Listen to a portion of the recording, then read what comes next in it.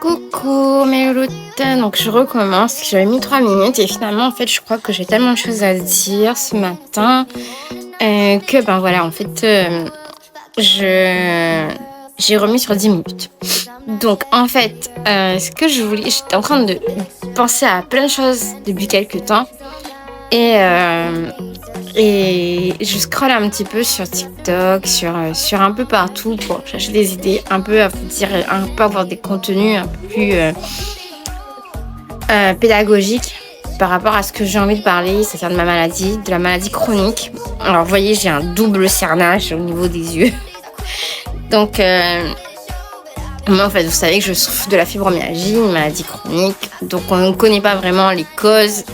Enfin, on ne sait pas, oui, les causes, on ne sait pas vraiment comment est-ce qu'elle arrive, comment elle se déclare et à quel moment, est-ce qu'il y a un gène, il n'y a pas vraiment d'études en France menées exactement sur ce sujet-là et c'est un peu controversé parce que si vous avez déjà vu, il y a eu un sujet qui est passé sur TF1 où par exemple en Allemagne, on disait qu'il n'y a pas de médicaments alors que si, il y a des médicaments pour soulager les douleurs. Parce que faut savoir que dans la fibromyalgie, on a beaucoup de douleurs. On souffre de fatigue chronique. C'est-à-dire qu'en fait, on peut dormir pendant 16 heures, qu'on va se réveiller et qu'on va dire à notre entourage qu'on est toujours fatigué. Moi, je me réveille le matin et je dis que je suis fatiguée. Au tout début de ma maladie, quand on ne pouvait pas mettre de mots dessus, ce qui est terrible, et ce qui a fait je crois que ça a un peu perturbé mon couple. Pour ceux qui ne sont pas dans ce cas-là, ben, je suis hyper contente pour eux parce que ça a été très perturbant pour moi dans mon couple. Jusqu'à aujourd'hui, je pense un peu, il y a de la compréhension, mais il y a encore une certaine part d'incompréhension. Parce que tout simplement, ça reste un sujet qui n'est pas traité. On ne voit pas souvent et on n'entend pas souvent les gens parler. Maintenant, on parle plus, on libère la parole. Et moi, j'ai découvert TikTok, au tout départ, mon compte était un compte privé. Et je faisais que des sketchs pour moi-même, en fait. C'était pour un défouloir. Et puis un jour, je me suis dit, non, je vais me lancer. Et en fait, en me lançant, c'était vraiment pour sensibiliser sur ma maladie. Et sensibiliser l'entourage, sensibiliser les personnes qui sont malades et tendre la main vers ces gens-là parce que ceux qui n'osent pas, en fait, libérer la parole. J'avais envie de libérer cette parole parce que tout simplement, moi avec mon conjoint, c'était très compliqué, surtout pour lui. Et je pense que jusqu'à maintenant, parce que en fait, la fibromyalgie entraîne ce qu'on appelle la fatigue chronique. C'est-à-dire que, par exemple, je viens de me réveiller, il était 10 heures. Et comme vous voyez, je suis hyper fatiguée. Tout simplement parce qu'en fait, je me lance dans l'entrepreneuriat.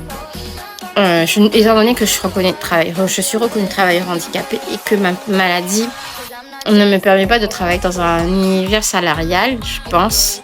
Parce que il faudrait adapter des horaires et vu la conjoncture actuelle, dans mon ancien boulot, on n'a pas voulu ni adapter mes horaires de travail, ni même, mes horaires de travail auraient été un peu plus compliqués, mais ils n'ont même pas voulu me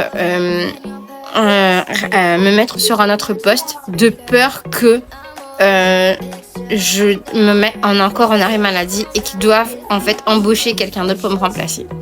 Chose qui est inadmissible en soi, parce que je suis malade. Donc en étant malade, je n'ai plus le droit de travailler. Donc ça a été vraiment une déchéance pour moi et vraiment très douloureux parce que j'aime mon métier et j'aimais l'entreprise dans laquelle je travaillais. Et du coup, me retrouver dans cet univers-là et me dire, ouais, voilà, on me met à la porte parce que je suis malade. Et de base, en fait, on voulait me mettre à la porte parce que c'était de base sur absence non justifiable. Enfin, voilà. Donc, ce qui n'est pas le cas. J'ai eu des absences qui étaient justifiées. J'étais malade. Et en plus, je suis en ALD. Donc, Voilà, donc ce qui m'a fait que j'avais envie de me lancer dans l'entrepreneuriat et je me suis lancée dans l'élevage de chiens. Vous allez voir au fur et à mesure parce que c'est vraiment, tout est encore en cafouille total, voilà. Et ça me permet en fait d'avoir du temps pour moi et de m'organiser en semi-organisation, hein, parce que clairement, là par exemple, je me suis occupée des chiens et voilà, je suis hyper fatiguée. Parce que je me suis réveillée, tout le monde était juste, j'ai bougé un sac de croquettes, ça y est, c'était catastrophe assurée. Et il fallait sortir ma chienne qui a envie de se barrer parce que voilà, c'est un husky et que je vais faire des commandes de laisse qui sont spécifiques à double crochet pour pouvoir promener 2 chiens par 2 chiens, étant donné que j'en ai 9, que j'ai 2 bras. Donc, ça va être un peu coton et reprendre le sport. Donc, voilà. Donc, tout ça, c'est un peu cafouille quand je parle.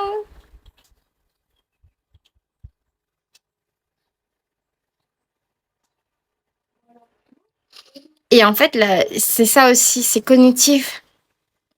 J'avais envie de supprimer cette vidéo et de remettre la vidéo parce que pour moi, elle n'était pas parfaite. Elle n'est pas parfaite, cette vidéo.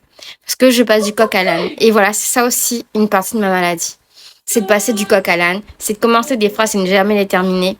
C'est essayer de trouver mes mots parce que je suis tellement fatiguée que je trouve plus les mots.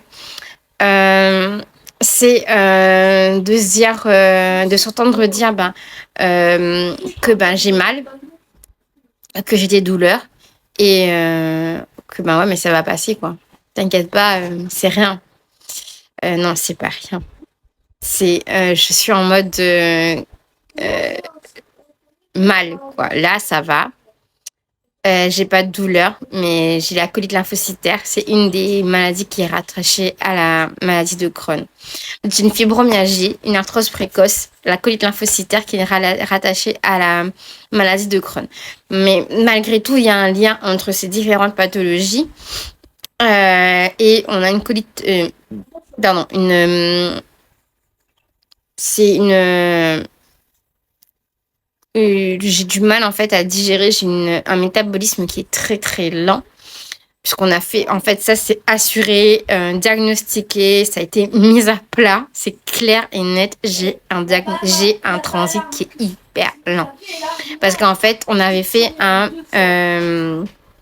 FOGD et sur le FOGD en fait on vous fait avaler un médicament qui est horrible et j'ai passé toute une après-midi.